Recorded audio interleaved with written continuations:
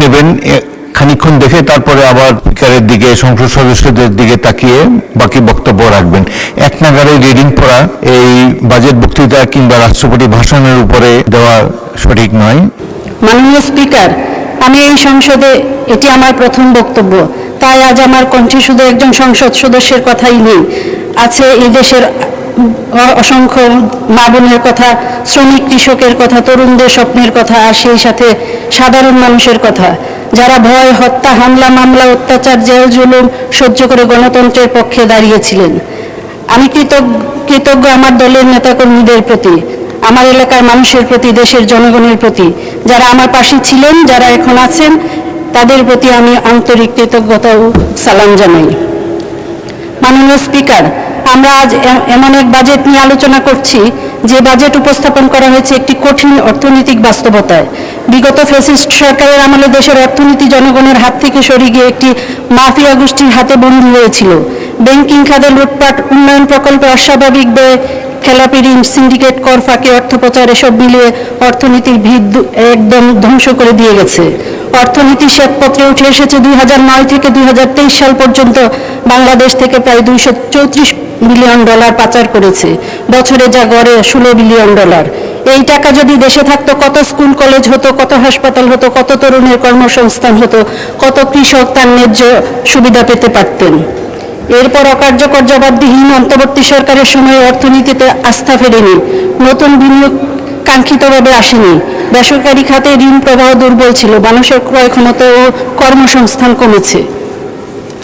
এই কঠিন বাস্তবতার মধ্যে 2026-27 সালের অর্থবছরের এই বাজেট আমাদের সামনে আশার আলো নিয়ে এসেছে। এটি শুধু আয় ব্যয়ের হিসাব নয়, এটি ভাঙা অর্থনীতিকে মেরামত করার বাজেট, মানুষের আস্থা ফেরানোর বাজেট এবং লুটপাটের অর্থনীতি থেকে জনগণের অর্থনীতিতে ফেরার বাজেট। দেশের দলনিরপেক্ষ অর্থনীতিবিদ, বুদ্ধিজীবী, সুশীল সমাজের প্রতিনিধিরা এই বাজেটকে একটি চিন্তাশীল বাজেট বলে আখ্যা দিয়েছেন।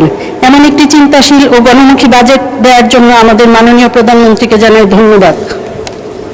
মাননীয় স্পিকার, একটি বাজেট তখনই গণমুখী হয় যখন সেখানে মানুষের জীবন, শিক্ষা, স্বাস্থ্য, নিরাপত্তা গুরুত্ব পায়। এবারের বাজেটে আমরা সেটিই দেখেছি। শিক্ষা খাতে বরাদ্দ 87,206 কোটি টাকা থেকে বাড়িয়ে 1,36,606 কোটি টাকা করা হয়েছে, অর্থাৎ পূর্বের বাজেট থেকে 56% বাড়ানো হয়েছে। স্বাস্থ্য ও পরিবার কল্যাণে বরাদ্দ 35,477 কোটি টাকা থেকে বাড়িয়ে 69,409 কোটি টাকা করা হয়েছে, যা আগের বাজেট থেকে প্রায় দ্বিগুণ। সামাজিক নিরাপত্তা খাতে বরাদ্দ দেওয়া হয়েছে 1,44,338 কোটি টাকা, যা আগের বাজেটের চেয়ে প্রায় 14% বেশি। এই সংখ্যাগুলো প্রমাণ করে এই বাজেটের কেন্দ্রবিন্দুতে আছে মানুষ, মানুষের শিক্ষা, মানুষের স্বাস্থ্য, মানুষের নিরাপত্তা। তবে আমি এটিও বলতে চাই, শুধু বাজেট বাড়ালেই হবে না, সঠিক মানুষ যেন সঠিক সুবিধা পায়, সঠিক জায়গায় যেন টাকা খরচ হয়, দুর্নীতিবাজরা যেন জনগণের টাকা ছুঁতে না পারে, সেটি নিশ্চিত করতে হবে। শিক্ষা খাতে বরাদ্দ বেড়েছে, এখন দরকার ভালো শিক্ষা, কারিগরি শিক্ষা, খেলাধুলা, সংস্কৃতির সুযোগ। আমাদের তরুণ প্রজন্মকে শুধু পরীক্ষার খাতায় নয়, জীবনের মাঠেও সফল করে গড়ে তুলতে হবে। মাননীয় স্পিকার, আফসোসের বিষয়, দেশের এই অর্থনীতির কঠিন সময়ে জনগণ আশা করেছিল একটি দায়িত্বশীল বিরোধী দল, যারা বাজেট নিয়ে গঠনমূলক সমালোচনা করবে, কথা বলবে। তারা বলবে কোথায় ঘাটতি আছে, কোথায় আরো বরাদ্দ বাড়াতে হবে, কিভাবে কর্মসংস্থান বাড়ানো যায়, কিভাবে সেবার মান মানুষের দোরগোড়ায় পৌঁছে দেওয়া যায়। কিন্তু তারা তা না করে কথায় কথায় সরকার পতনের হুমকি দেয়, আরেকটি জুলাইয়ের ভয় দেখায়। 4 মাস যেতে না যেতে অস্থিরতার রাজনীতি শুরু করে দিয়েছে। জনগণের ভাত কাপড়, চিকিৎসা, শিক্ষার কথা না বলে তারা ক্ষমতার স্বপ্নে বিভোর। এতে প্রমাণ হয় তাদের নজর জনগণের দিকে নয়, তাদের নজর গদির দিকে। আজ বিএনপি সরকার ক্ষমতায়, শত শত ছাত্র জনতার আত্মত্যাগের উপর দাঁড়িয়ে আছে এই সংসদ।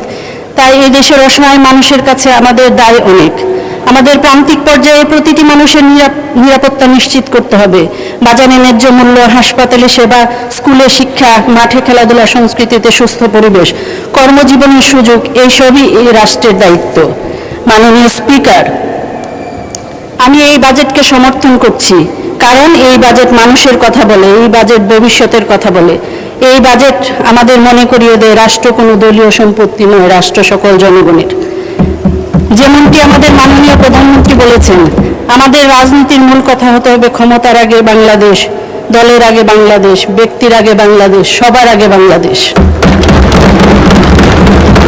পরিশেষে বলতে চাই, জনগণ আমাদের দিকে তাকিয়ে আছে, তাদের চোখে স্বপ্ন আছে, তাদের জীবনে কষ্ট আছে, তাদের মনে আশা আছে, তাদের মনে অনেক প্রশ্নও আছে। সেই প্রশ্নের উত্তর আমাদেরকে বক্তৃতা নয়, আমাদের কাজের মাধ্যমে দেখিয়ে দিতে হবে। আল্লাহ আমাদের সকলের সহায় হন। বাংলাদেশ জিন্দাবাদ। মাননীয় স্পিকার, আপনাকে ধন্যবাদ। মাননীয় সদস্য, আপনাকে সবিনয় জানাচ্ছি, সংসদের রেওয়াজ অনুসারে দেখে দেখে পড়া অ্যালাউড না। এরপরে আপনারা আগে থেকে প্রিপারেশন নিয়ে আসবেন। আপনারা সবাই সংগ্রামে, আন্দোলনে, রাজপথে অনেক বক্তব্য দিয়েছেন, নোট ছাড়াই এখনো দিতে পারবেন। সুতরাং ছোট হলেও না দেখে বলার অভ্যাস করুন। সংসদে নোট নেবেন, খানিকক্ষণ দেখে তারপরে আবার স্পিকারের দিকে, সংসদ সদস্যদের দিকে তাকিয়ে বাকি বক্তব্য রাখবেন। এক নাগারে রিডিং পড়া এই বাজেট বক্তৃতা কিংবা রাষ্ট্রপতি ভাষণের উপরে দেওয়া সঠিক নয়, এটা নিয়ম নেই। নিফটি ফার্স্টের সাথে ট্রেড করুন যে কোনো জায়গা থেকে, ক্যাম্পাসে ক্লাসের ফাঁকে, ঢাকার জ্যামে বসে কিংবা ঘরে বসে। ট্রেডিং এখন হাতের মুঠোয়, তাই ট্রেড করুন যখন খুশি, যেখানে খুশি।